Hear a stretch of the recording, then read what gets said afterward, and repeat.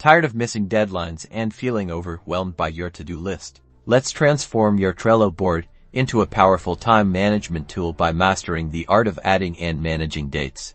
First, open up the Trello board you'd like to work on. To add a due date to a card, simply click on the card, and then select Due Date from the card's menu.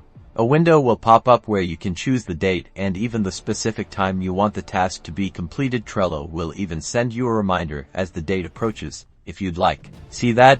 Your due date is now prominently displayed on the card, giving you a clear visual reminder. Now, let's talk about start dates, a feature that's part of Trello's power-ups. Click on Power-ups in the board's menu, and then search for the start date power-up. Enable it, and head back to your Trello board.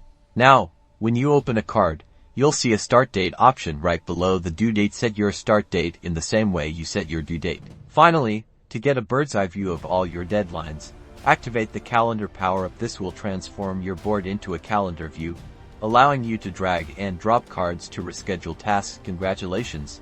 You're now a Trello date master.